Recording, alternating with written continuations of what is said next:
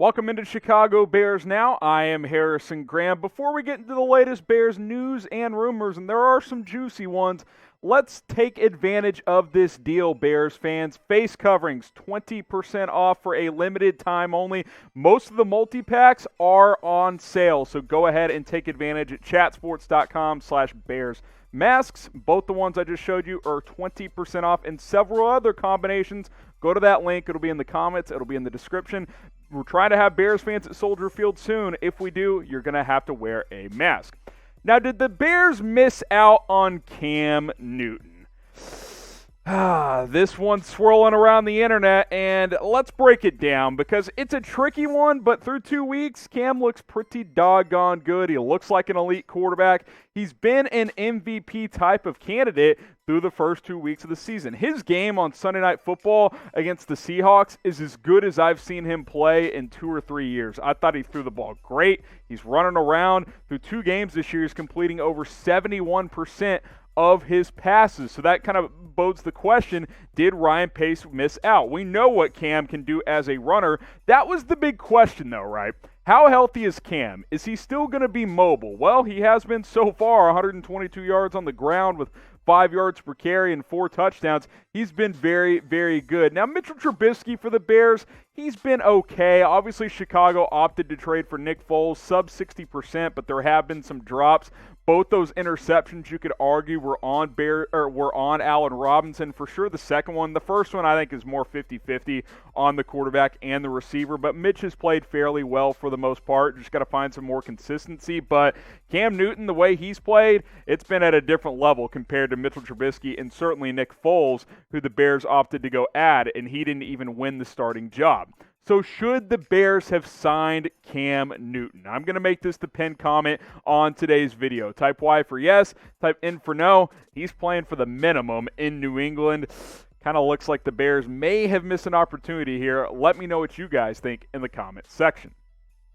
Now let's get a little stock up, stock down here for the Bears through 2 weeks. Darnell Mooney, he is definitely on the rise in my opinion. Only trailed Allen Robinson when it comes to snaps at the wide receiver position against the Giants in Week 2. Had a nice touchdown catch on that play where Mitchell Trubisky kept the play alive and directed him in the corner of the end zone. They were on the same page. That was a great play for Mitch and for Mooney as well. He clearly has a role on this offense moving forward. Through 2 games, 6 catches, 74 yards.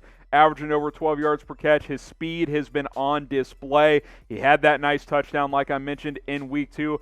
I like what I'm seeing from the rookie out of Tulane. Darnell Mooney looks like a legitimate NFL wide receiver, and the Bears think so too. Otherwise, he wouldn't be getting 39 snaps per game in just his second NFL game. Robinson had 53. Mooney was on the field for 39. Javon Wims, 29. Anthony Miller, only 26. Riley Ridley and Ted Ginn inactive. Patterson had 14 snaps. Obviously, some of those came at running back as well. We're going to get more to Miller in a second because I want to ask you guys this question. Who's the better wide receiver, Anthony Miller or Darnell Mooney? Still think it's Anthony Miller. Mooney's only played 2 NFL games, but in Week 2, Darnell Mooney got more playing time, and he was certainly the more impactful player. And that's because Anthony Miller had 0 catches in Week 2 on 3 targets, and he dropped 2 balls, including a fairly easy touchdown. Now, there was some traffic there, but that was a beautifully thrown ball from Mitchell Trubisky to Anthony Miller on the slot wheel, and he just flat out dropped it. And then he dropped a ball on an easy 3rd down conversion. Like, he's got to find some consistency. He's such a frustrating player because in Week 1, he looks like a guy like, damn, this is a legitimate number 2 receiver. Week 2, nowhere to be found. Dropping touchdowns. Like, you just can't have the up and down roller coaster that Anthony Miller gives you at times. He's so inconsistent. It's frustrating to watch. Allen Robinson certainly didn't have his best game, but, you know, he's going to be that consistent guy typically week in and week out. I've moved Darnell Mooney up to wide receiver 3. Ted Ginn is not that guy, clearly. Javon Wims is on the rise a little bit as well. I like what I see from him so far, too. I still have Miller as my number 2 guy, and he's going to man the slot more often than not, but he's got to play a little bit better. I hope we continue to see a lot of Darnell Mooney because he is flat out making plays. Before we keep it rolling here, I want you guys to subscribe to Chicago Bears Now. If you love the Bears, if you're excited about this 2-0 start, if you want coverage all season long, this is your one-stop start for the Chicago Bears. I can't talk today. Subscribe to the channel. We're putting up videos every single day on the Bears. Week 3 against the Falcons just around the corner. We'll have a preview for that game as well. Hit that subscribe button. Share that link below. It's youtube.com/BearsNow. Now, are the Bears good? This is kind of a broad question, right? Because they're 2-0 through 2 weeks of the season. Only 11 teams are 2-0. But as you guys have seen, and we did it here at Chat Sports, we released our NFL Power Rankings for Week 2, as have all major sports media outlets. And it's tough to evaluate this team, right? Because the Bears, yeah, they're 2-0, which is great, tied for first place in the NFC North with the Packers, but they've beaten a pair of 0-2 teams. They've snuck by in both games, easily could have lost both, especially that Week 1 game when DeAndre Swift just flat out dropped the game-winning touchdown. I don't know how to evaluate this team. I need to see more. Let's look at kind of the raw numbers here. The offensive stats, 22 points per game. That's 21st in the NFL. Passing yards, not very good. Rushing yards, pretty good. David Montgomery, Cohen, Cordero Patterson, they're running hard. The O-line has been really good in the run scheme. Third downs, a little below average. 19th in the NFL at just over 40%. Just 2 turnovers. I think if you average 1 turnover per game, which is what they're averaging right now, you're in good shape. And both of those interceptions easily could have been incompletions and even caught on the second one. So I think you're fine in terms of taking care of the football. Defensive stats, pretty good overall. Points per game, 3rd in the league. That's good at 18.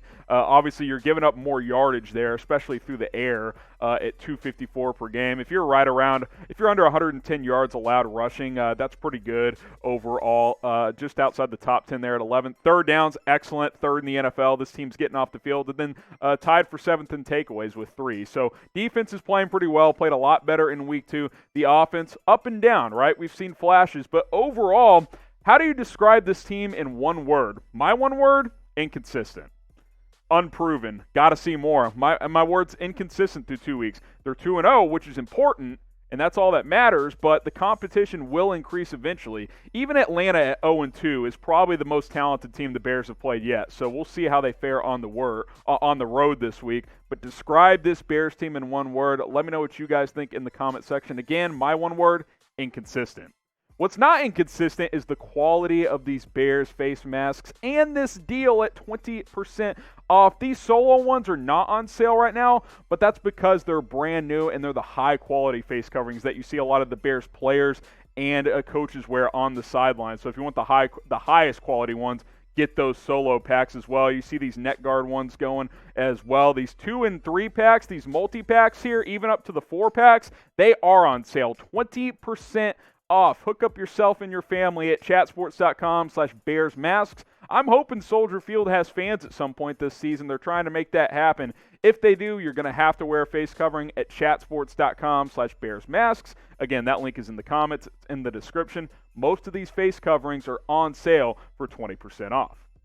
Let's get to our last one here, and I got to apologize to Eddie Jackson. I hopped on live post-game reaction here on Chicago Bears Now. I appreciate everybody who tuned in, and I said I actually thought it was the right call that it was pass interference on his pick 6, but on further evaluation, further look, that was an equal opportunity play. If the receiver is not coming back toward the football to make a play on the ball, Eddie Jackson has the right of lane there to go in there and make that play, which he did, and I think it was the wrong call by the officials. I apologize to you, sir. He was obviously very upset after the game. A couple of tweets here I wanted to show you guys.